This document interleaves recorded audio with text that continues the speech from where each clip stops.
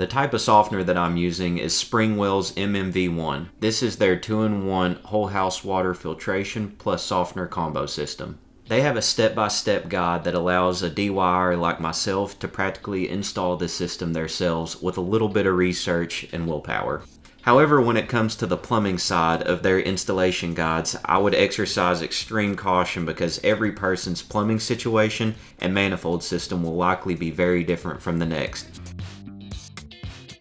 Now I have PexB plumbing. However, another person may have PexA plumbing, which is similar to PexB, but also different enough that the installation process is completely different. So what I would suggest is to fully understand your plumbing and manifold system first and have a plan on how you want to route your plumbing into your water softener / filtration system.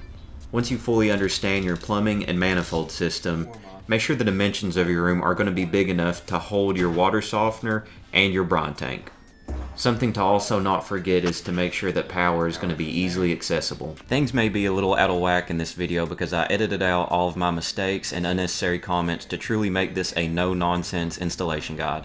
Check out my full comprehensive video, link in the description, if you're interested in seeing this full installation, mistakes and all from zero plumbing experience. So the first step is to set up your softener tank. So right now, I've got my silicone grease. I actually use this for work. This has an O-ring around it just right here. You can see the O-ring. So I'm gonna get that on the O-ring.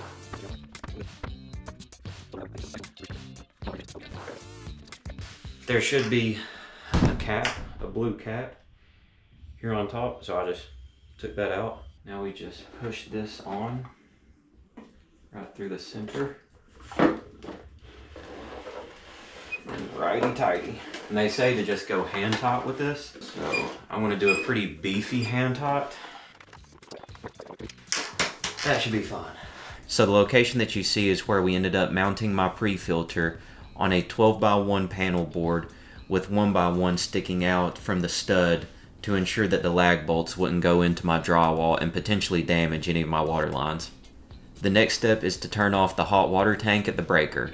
This is to ensure that none of the heating elements get damaged whenever you drain your water. Water heater turned off. Then we want to close our main water line. Because my main water shutoff valve was situated in a place where I needed to cut before it in the house, I had to close my main water line at the meter outside my house. I had to use an adjustable wrench to access the meter because it is a pentagon-shaped bolt that holds it together. So this right here means we should be completely turned off at our water, it being set in that position, whereas you can see our neighbors is set in the upright position. Off, on, off, on. Shut the water off at the meter, so now there's no water in this house, and we're just going to drain all of that pressure that's built up in those pipes, because we're going to redo the whole piping system just by turning the water. And as you can see, it works really well. I did not expect it to just full stop our water. That's kind of crazy. Okay. So this is the pre-filter. Unscrew the lid and boom. Here is the actual filter. This is the lubricant. I think this is the same difference as the silicone grease that I use for work. Just pop the tab. And we're gonna put a little bit of grease just around. I guess that's good that our O-ring's sitting as good as it is, but we want to flip it around and get the other side of it too. Dadgum, and that is harder to get out than I thought. Dog, why is this impossible? There we go. And then flip it. And then we're gonna lubricate the other side. We're gonna put the sediment filter in. This just pops open like that. There is something for it to be seated on, so we are going to try and get that seated on that. See, now it's seated on that. Okay. But that's it. They've provided these machine bolts, washer, bolt, Then I need to get an Allen head. And I want to get these going.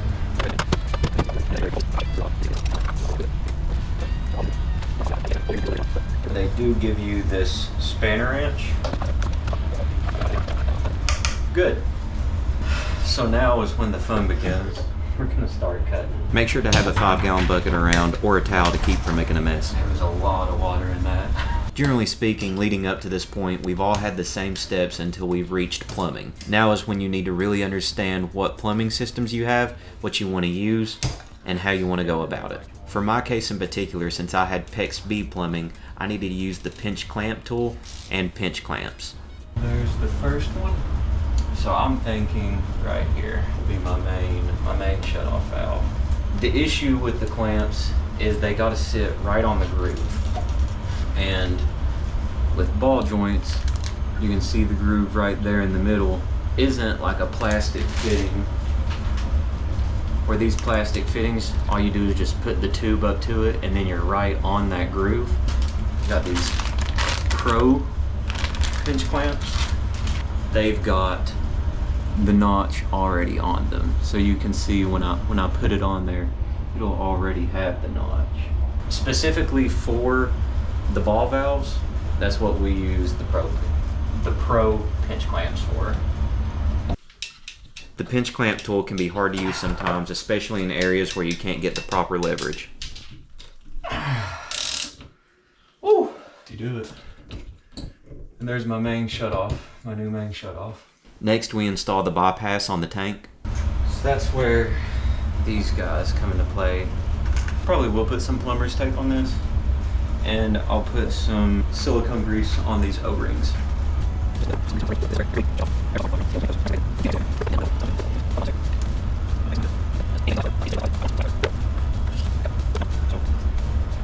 There's also arrows that indicate this is in and this is in, so I know that's right. Push them in.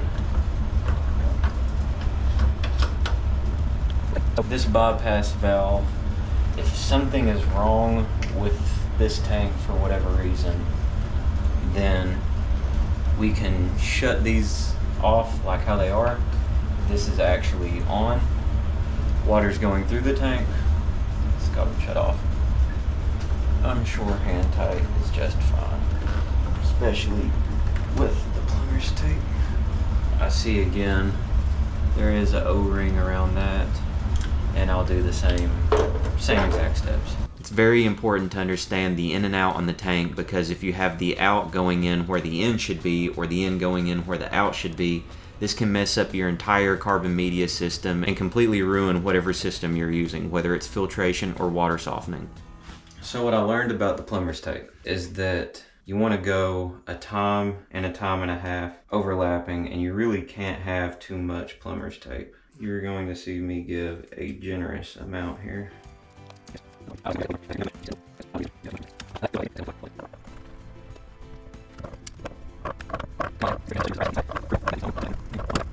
This is my 1-inch male adapter to 3/4-inch PEX bar.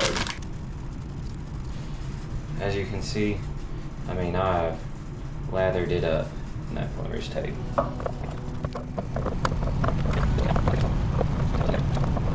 1-inch females to 3/4-inch PEX fittings.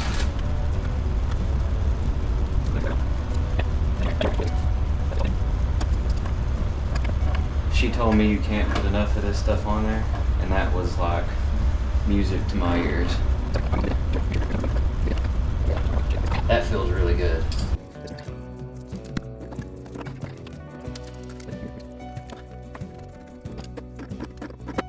I feel like that's good.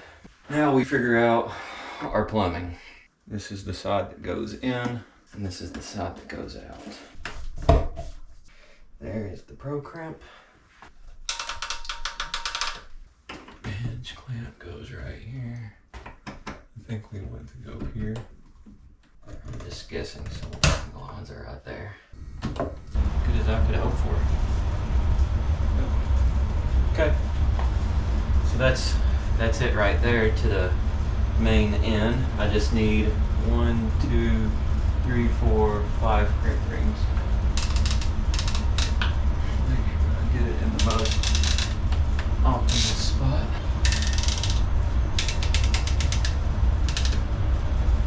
Make sure that the tank is level-ish. So now I'm having to bring out the tape measure. I'll cut off 4 inches and then 7 inches and see where that gives us. Oh, another thing too, I had leveled our tank while it was off camera. It's about as level as I'm willing to fight it. Right here, 4, and then 7. Okay, right, that bad boy on there. And it's already got marked for us where we need to be.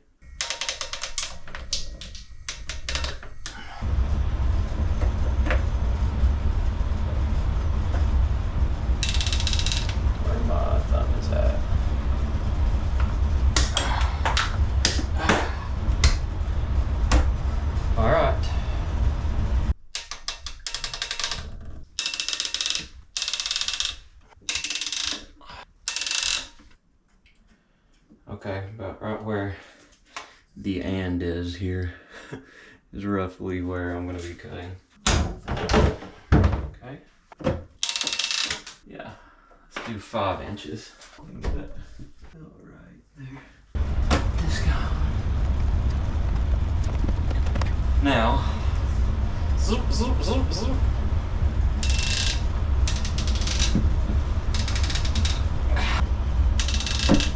The main water coming into the pre-filter with the 1-inch male adapter to 3/4 inch PEX. We went zerp, zerp, zerp. And then we're going out with male, again 1-inch male adapter with the 3/4 inch tubing. Zerp, up this elbow into the end. That would be funny if it wasn't, but it is.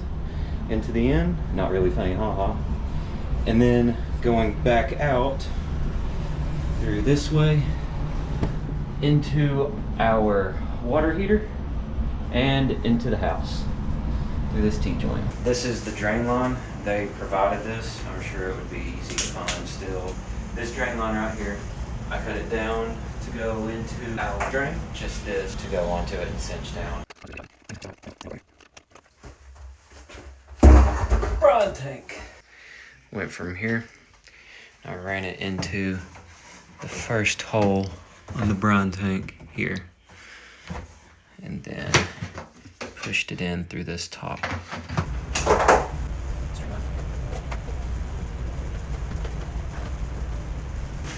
So similar from this to the drain, I ran from this white one, that drain line, also into our drain. Next, I added 4 bags of salt.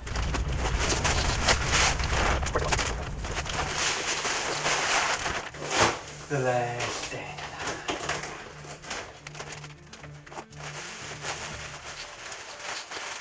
I'm gonna put this head cover on. In the power. I'm running my power from there to this far bottom left hole, right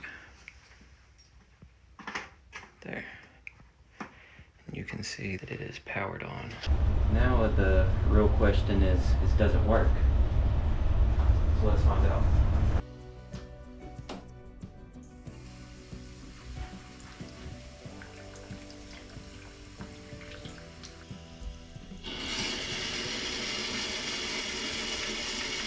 Oh no. Oh, I see. I've missed a connection.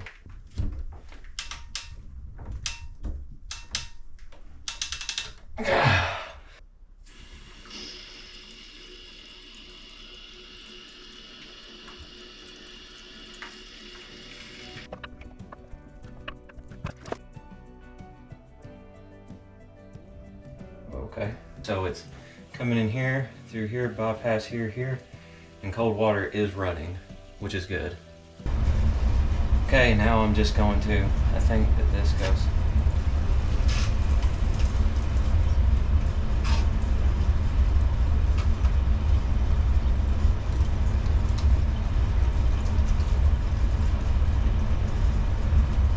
No leak. leaks here. None of these.